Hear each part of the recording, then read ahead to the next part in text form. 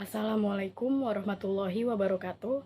Perkenalkan, saya Kezia Salsabila dengan NIM 13026220252. Di sini saya akan memenuhi tugas mata kuliah strategi pembelajaran sains dengan memaparkan materi yang berjudul Experiments in Physics Teaching dari buku Hans Ernst Fischer dan Raymond Giertz. Nah, jadi di sini pertama ada hukum-hukum fisika.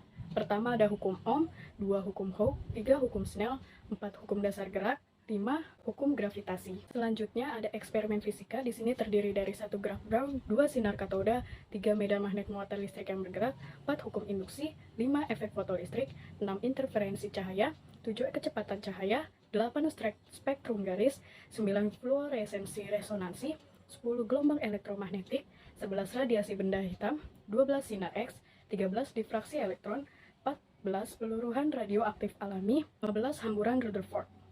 Lalu ada 3 tingkat pengetahuan dan pemahaman.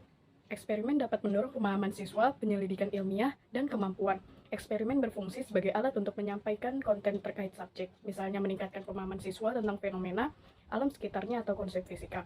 Dapat juga digunakan untuk mendukung pembelajaran siswa pada 3 tingkat pengetahuan dan pemahaman yang berbeda, sebagai berikut. Itu kerangka fenomenologis, misalnya menunjukkan defleksi cahaya melalui prisma. 2 hukum fisika, misalnya menyelidiki secara kuantitatif korelasi antara insiden dan sudut bias pada antarmuka kaca udara yang mengarah ke hukum Snell. 3 teori penjelas, misalnya dalam hal ini model gelombang cahaya dan indeks cahaya pembiasan. Tujuan pembelajaran utama yang mungkin ingin dicapai oleh seorang guru dengan eksperimen: 1. Pembelajaran konten terkait mata pelajaran. 2. Pembelajaran metode ilmiah. Mengajar dan belajar fisika bertujuan membangun struktur kognitif yang tepat pada tingkat pra-universitas khususnya. Eksperimen harus membantu siswa untuk mengalami fenomena dan untuk menerapkan dan memperkuat teori fisika dan pengetahuan. Untuk memvisualisasikan fenomena arus listrik dan magnet, kompas kecil ditempatkan di sekitar kawat vertikal.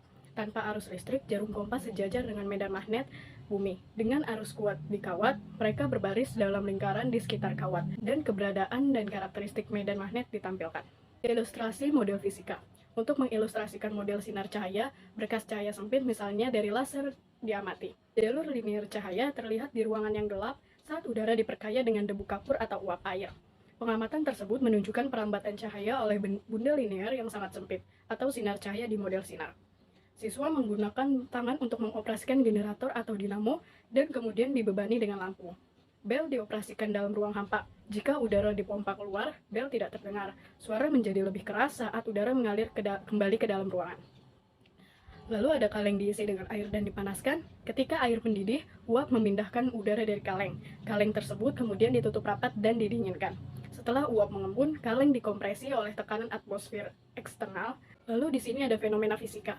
2 kata dipotong dari kertas berwarna. Di sini ada 2 template dengan kata kiri dan kanan. Lihat di cermin A, 1 potongan kiri diletakkan di atas meja, mendatar di depan cermin tegak, sedangkan yang kanan diletakkan tegak. Namun hanya kata kanan yang muncul dengan benar di cermin. Pengamatan ini memulai analisis mendalam tentang aturan di baliknya. Pembalikan arah spasial, misalnya analisis kata red dengan warna berbeda di sisi menghadap cermin atau merah, dan sisi lainnya hijau, atau dengan kata lain seperti ice dengan huruf simetris yang bisa baca di cermin. Pengertian hipotesis. Untuk memperjelas tujuan pembelajaran secara eksplisit, aturan untuk metode subjek khusus dapat dirumuskan, dikerjakan, dan dipraktikkan dalam tugas belajar. Misalnya, Vollhauser et al. Tahun 2020 merumuskan aturan bahwa prediksi tentang hasil percobaan perlu terdiri dari alasan yang bermakna, disebut hipotesis, dan bukan hanya asumsi. Proses dasar eksperimen terdiri dari 3 proses dasar. 1. Pencarian hipotesis yang dapat diuji secara eksperimental. 2. Pengujian hipotesis dengan percobaan yang sesuai dari ruang percobaan. 3. Evaluasi empiris temuan dengan mengacu pada hipotesis. 7 langkah proses percobaan. 1. Mengembangkan dan mendefinisikan pertanyaan fisika yang dapat dijawab dengan eksperimen. 2. Merumuskan asumsi atau hipotesis dalam kaitannya dengan pertanyaan fisika yang akan diuji secara eksperimental. 3. Merencanakan eksperimen yang sesuai dengan asumsi atau hipotesis. 4. Menyusun pengaturan yang sesuai untuk melaksanakan percobaan yang direncanakan. 5. Mengamati, mengukur, dan mendokumentasikan parameter yang relevan saat melakukan percobaan. 6. Menganalisis data percobaan, misalnya perhitungan parameter. 7. Menarik kesimpulan berdasarkan data percobaan atau pengamatan dan mengatasi hipotesis atau asumsi yang awalnya dirumuskan. Di sini ada contoh grafik dari 7 langkah proses percobaan. Aspek yang diperhatikan dalam eksperimen itu: 1. Ada keamanan harus diperhitungkan. 2. Demonstrasi harus dilakukan dengan hati-hati untuk menghindari kerusakan pada percobaan peralatan atau membahayakan kesehatan siswa. 3. Ketersediaan peralatan atau ruang yang terbatas. 4. Membutuhkan lebih banyak waktu dan upaya untuk persiapan dan pengawasan dari guru. Eksperimen yang dikendalikan dari jarak jauh. Di laboratorium yang menggunakan eksperimen dari jarak jauh atau remote labs, siswa dapat mengontrol prosedur eksperimental jarak jauh melalui internet. Jalannya percobaan dan data eksperimen biasanya ditangkap setidaknya satu kamera dan ditampilkan di monitor pengguna. Dimungkinkan juga untuk dokumentasi data itu dapat diamati, misalnya pada skala analog. Lab jarak jauh juga cocok untuk berlatih berulang kali pengukuran dan analisis kesalahan, misalnya dilaksanakan sebagai pekerjaan rumah tanpa pengulangan yang memakan waktu di kelas. Selain itu, ada opsi untuk menyediakan lebih lanjut bantuan melalui augmented reality atau AR. Lab jarak jauh dapat memberikan lebih banyak fleksibilitas untuk eksperimen, di mana saja dan kapan saja, dan rentang daya tarik yang diperluas percobaan. Eksperimen layar interaktif. Dalam eksperimen layar interaktif atau ISE, mengambil beberapa urutan gambar percobaan dalam percobaan tertentu.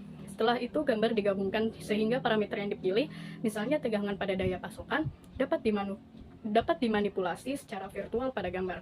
ISE menunjukkan yang sesuai percobaan, misalnya perubahan kecerahan bola lampu atau rekaman data eksperimen untuk arus dan tegangan. Tidak seperti remote labs, ISE dapat diakses oleh semua siswa pada waktu yang bersamaan.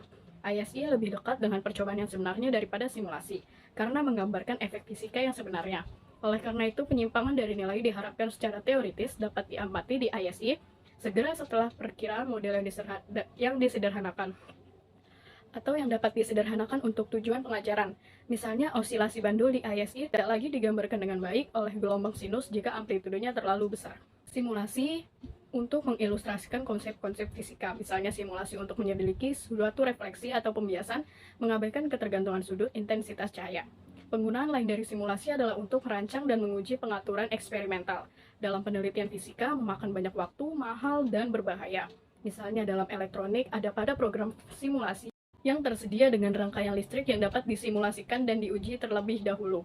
Siswa tidak hanya dapat menemukan program komputer yang sesuai secara online untuk mempelajari rangkaian listrik, tetapi juga untuk mempelajari mekanika atau optik, misalnya YNK, pada alamat https://www.yonka.com/ atau Algodo di http://www.algodo.com/. Lab virtual dan lab realitas virtual. Semua objek dan peralatan harus terlihat dan berperilaku semirip mungkin perangkat nyata di laboratorium. Visualisasi juga harus tampak sangat dekat dengan kenyataan, misalnya juga 3 dimensi. Lalu harus ada komunikasi dan kolaborasi antara siswa yang bereksperimen. Eksperimen pikiran memberikan pelatihan yang baik untuk penalaran ilmiah. Contohnya eksperimen pemikiran Galileo. Galileo menunjukkan bukti kontradiksi yang elegan bahwa gerak jatuh bebas harus sama untuk semua benda. Contoh eksperimen pikiran sendiri, pada awalnya diasumsikan bahwa benda B yang lebih berat mencapai tanah lebih cepat daripada benda tubuh yang lebih ringan. Contohnya ada pada gambar A, kemudian kedua badan dihubungkan, yaitu pada di sketsa B. Tubuh A sekarang memperlambat tubuh B yang lebih cepat, bersama-sama mereka jatuh lebih lambat daripada tubuh B sendiri, dan karenanya harus jatuh lebih cepat pada sketsa C. Oleh karena itu, anggapan bahwa benda yang lebih berat jatuh lebih cepat daripada benda yang lebih ringan menimbulkan kontradiksi logis dan salah. Kesimpulan eksperimen Galileo juga bisa diuji dengan eksperimen langsung, misalnya pada paradoks kembar, kecepatan cahaya tidak dapat direalisasikan secara eksperimental. Hasil dari eksperimen pikiran dibahas di bawah asumsi bahwa teori yang diterapkan benar, misalnya waktu pelebaran. Namun dalam eksperimen pikiran, latar belakang empirisnya hilang dan secara eksklusif terkait dengan teori. Eksperimen menggunakan alat digital sendiri itu berfungsi sebagai satu, mengurangi beban kerja siswa, 2. Memvisualisasikan data atau memberikan pendekatan alternatif, 3. Diterapkan dengan memfasilitasi pekerjaan, 4. Membuatnya lebih mudah agar siswa dapat mengenal konsep-konsep fisika yang sebenarnya, dan yang kelima, menyediakan pilihan untuk menghubungkan eksperimen dengan elemen lain dari karya ilmiah. Lalu di sini ada hal yang harus diperhatikan saat bereksperimen. Yang pertama yaitu ada keragaman alat dengan persyaratan operasional, spesifiknya tidak boleh mengarah ke beban kognitif yang berlebihan, yang pada akhirnya mungkin berdampak negatif pada pembelajaran. Dengan demikian, agar bermanfaat, penggunaan alat digital harus dipraktikkan, dan penggunaan berulang dari alat yang sama atau serupa dapat membantu. Lalu, siswa dapat menggunakan alat digital tanpa memahami mekanisme sepenuhnya dengan alat-alat yang bekerja. Lalu, ada eksperimen tunggal, serial, dan paralel. Klasifikasi eksperimen yang sangat relevan untuk demonstrasi adalah perbedaan antara percobaan tunggal, serial, dan paralel. Selain percobaan tunggal di mana prosedur ditunjukkan tanpa variasi parameter, percobaan seri dan paralel dapat dibedakan. Eksperimen kuantitatif versus kualitatif. Eksperimen kuantitatif sendiri membutuhkan pemilihan instrumentasi yang sesuai, akuisisi data yang objektif, dokumentasi, pengolahan data, dan evaluasi. Di sebuah percobaan kuantitatif, massa dan elongasi diukur. Nah, eksperimen kualitatif cenderung fokus pada pengamatan langsung, membutuhkan kriteria yang jelas apa yang akan diamati. Pengamatan kualitatif misalnya, jika saya menggantungkan sesuatu di pegas, ia akan memanjang. Eksperimen semi kualitatif mengarah pada korelasi, misalnya semakin berat beban yang saya gantung pada pegas, pegas semakin panjang. Mereka mengarah pada pernyataan seperti, jika saya memasang 20 gram lagi ke pegas, pegas akan memanjang 2 cm lebih jauh dan dapat menghasilkan penentuan konstanta pegas. Rekomendasi untuk pengajaran, materi pembelajaran harus disusun dengan baik, terstruktur, dan informasi secara tepat diurutkan dan disusun sebagai scaffolder. Terlebih lagi, tidak boleh diabaikan bahwa pengajaran perlu terlebih dahulu mengembangkan dasar keterampilan eksperimental. Dasar pedoman percobaan laboratorium itu ada aktivitas kognitif harus diprioritaskan daripada aktivitas perilaku, kerja terstruktur dan terbimbing lebih disukai daripada pembelajaran eksplorasi tanpa tujuan atau coba-coba, desain harus berorientasi pada tujuan pembelajaran dan tidak boleh mengarah ke percobaan yang tidak terstruktur. Rekomendasi dari psikologi pembelajaran itu ada 3 aspek. 1. Kegiatan eksperimen harus dipadukan dengan kegiatan kognitif yang sesuai. 2. Pembelajaran dari kegiatan eksperimen membutuhkan dukungan dari guru. 3. Eksperimen bukanlah elemen pengajaran yang terisolasi tetapi membutuhkan keduanya secara memadai, seperti persiapan mental, pembahasan hasil, dan refleksi pendekatan. Rekomendasi dari perspektif pedagogi sendiri itu ada 1. Melakukan eksperimen dengan cara yang patut diteladani, tepat, profesional, dan ditargetkan. 2. Menunjukkan pekerjaan yang tepat dan hati-hati. 3. Menunjukkan panduan keselamatan dan mengikutinya secara eksplisit. 4. Menunjukkan penanganan instrumen yang tepat. Misalnya menyetel alat ukur rentang multimeter ke kisaran tertinggi di awal, memeriksa pengoperasian kondisi. 5. Membuang bahan habis pakai dengan tepat, lalu menggunakan bahasa teknis dan terminologi yang benar saat mendeskripsikan eksperimen setup, prosedur, dan hasil. Rekomendasi dari psikologi motivasi: 1. Buat prosesnya menarik, bangun ketegangan dan jangan mengantisipasi apapun secara verbal efek yang dapat diamati. 2. Memperkuat hubungan individu dengan hasil percobaan, misalnya biarkan siswa membuat prediksi tentang jalannya percobaan. 3. Pilih konteks yang memiliki nilai penjelas untuk aplikasi sehari-hari dunia siswa, misalnya detektor gerakan, kontrol kecerahan di gedung teknologi, dan lain-lain. 4. Memberikan insentif melalui pengalaman sukses, misalnya membiarkan siswa membangun sirkuit dan pengaturan yang menarik secara fungsional yang dapat diuji secara langsung, misalnya membangun motor listrik sendiri menggunakan magnet dan kabel. 5. Jika memungkinkan, bahkan dalam demonstrasi, tetapkan tugas yang sesuai untuk pelajar, misalnya untuk membaca nilai terukur sebagai bagian dari pekerjaan dan mendokumentasikannya di papan tulis. Pengamatan yang perlu diperlukan dalam eksperimen: 1. Ada ability to differentiate. Hal ini mengacu pada seberapa akurat aspek fisika yang berbeda diperhitungkan dalam percobaan untuk secara tepat menangkap situasi tertentu. Misalnya ketika mempelajari gerak, kecepatan, percepatan, atau dampak yang berbeda kekuatan. 2. Ability to discriminate. Hal ini termasuk memperlakukan parameter tertentu sebagai kurang penting atau bahkan mengabaikannya. Misalnya gesekan jalur udara dalam eksperimental. Abstraksi efek samping sekunder adalah aspek penting untuk memahami proses fisika dan harus secara eksplisit dijelaskan dan dibenarkan. 3. Ability to integrate. Hal ini mengacu pada kemampuan untuk menjalin hubungan antara kategori dan karakteristik yang berbeda dan juga kemampuan untuk menghubungkan sebelumnya pengetahuan dengan informasi baru. Pedoman demonstrasi sendiri terdiri dari 5, yaitu 1. Memberikan pandangan yang jelas tentang percobaan. 2. Fokus pada hal yang esensial atau menonjolkan komponen penting. 3. Penataan, pengaturan, dan prosedur percobaan. 4. Menggunakan prosedur yang ringkas. 5. Menawarkan bimbingan dan beberapa presentasi. Nah, itu dia pemaparan materi dari saya tentang eksperimen in physics teaching atau eksperimen pada pendidikan fisika. Terima kasih yang sudah menonton hingga akhir. Jangan lupa like, comment, and subscribe. Terima kasih. Wassalamualaikum warahmatullahi wabarakatuh.